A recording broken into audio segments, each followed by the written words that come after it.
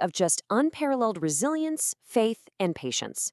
Specifically, we're exploring the historical account of Hazrat Ayub, peace be upon him. Now, his life serves as literally the ultimate example of a concept called sabr, which, if you're not familiar, translates to this profound, enduring, and just beautiful patience. But to really get this, I want to ask you something. Do you know of a prophet who lost absolutely everything in a single day? We're starting right in the middle of the devastation here, because we really need to understand the sheer magnitude of what Hazrat Ayub experienced. It's one thing to, lose a portion of what you have over a lifetime, but to lose the whole shebang in a matter of hours? That definitely requires us to take a much closer look. Which brings us to the first part of his story, everything lost in one day. So, to set the scene, Hazrat Ayub was known as the absolute wealthiest, kindest man of his era. We're talking vast lands, massive flocks of animals, and a really large, prosperous, happy family. He had it all. But then an unimaginable disaster struck. Imagine this. Fire rains down from the sky out of nowhere, just instantly burning his crops to ash and killing all his animals. In a flash, his immense wealth was completely wiped out.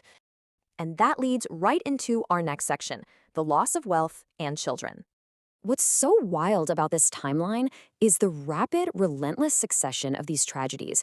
It left him absolutely no time to even process the first loss before the next one just slammed into him. People came running to tell him that in mere hours, his wealth was gone. But guys, the nightmare was literally just beginning.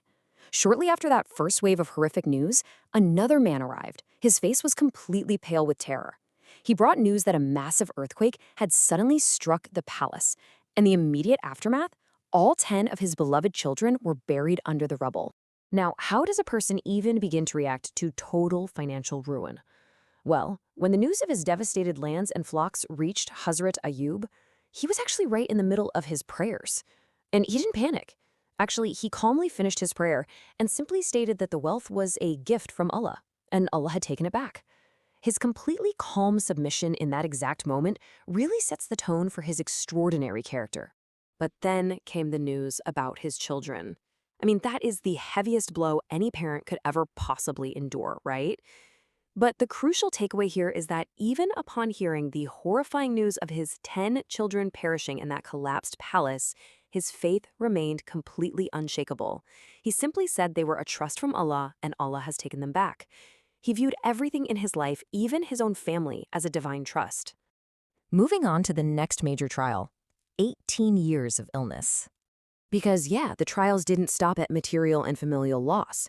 The third wave struck his very own physical body. He endured a debilitating illness that ravaged his body for 18 agonizing years. 18. This wasn't some brief bout of sickness. This was nearly 2 decades of continuous, intense suffering. And the social and physical toll was just catastrophic. His body became severely weakened, making it incredibly difficult for him to walk or even move. And because of this condition, he was completely shunned by society. People actively ran away from him. He was abandoned by his friends, his relatives, everyone. Socially isolated and physically broken, everyone fled from him except for one single person, his endlessly devoted wife, Rahima. With all their wealth totally gone, she worked tirelessly in other people's homes just to earn enough to bring him bread. Think about that. 18 years of suffering, 0 complaints, pure sabr.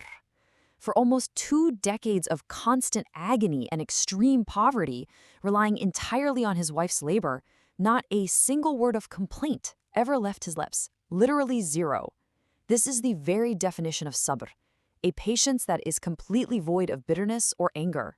Which brings us to a profound turning point, that prayer from the Quran. So despite losing his wealth, his 10 kids, his health, and his social standing, he remains silent in his personal suffering. He didn't pray to end his physical pain just for his own comfort. No, he only finally spoke up and called out to Allah when the illness advanced to the point where it made it difficult for his tongue to perform dhikr, the verbal and spiritual remembrance and praise of God. And this brings us to one of the most powerful invocations out there. This deeply moving dua, or supplication, is recorded perfectly in the Quran, and it just completely encapsulates his humility.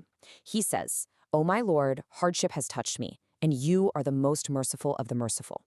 Notice how he doesn't actually demand a cure. He simply states his condition, that hardship has touched him, and affirms his unyielding trust in God's ultimate mercy. Let's see how this all resolves in part 5, the reward of patience. The response to his sincere, totally unselfish prayer was instantaneous. First, Allah commands him to simply strike his foot on the ground. And when he does, a miraculous cold spring erupts right there from the earth. He's commanded to bathe in it and drink the water. And the result of that? Following Allah's immediate command, that physical action of striking the earth brought forth a healing spring that washed away 18 years of disease in an absolute instant. Just like that. But it gets better, because the boundless nature of the divine reward gave him back far, far more than he had originally lost. He wasn't just given complete physical healing or shifa. Allah restored all of his previous wealth, exponentially increased his blessings way beyond what he originally had, and granted him a brand new large family. His patience unlocked a level of restoration that was actually greater than his original prosperity. Talk about a comeback. After the darkest night, the morning of mercy surely comes. That is the core takeaway of our explainer today. If you are facing your own trials right now, remember Hazrat Ayub's unbreakable patience. So I'm going to leave you with this.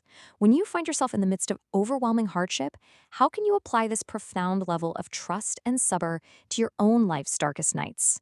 Think about that for a bit, and always remember the morning of mercy that waits on the other side.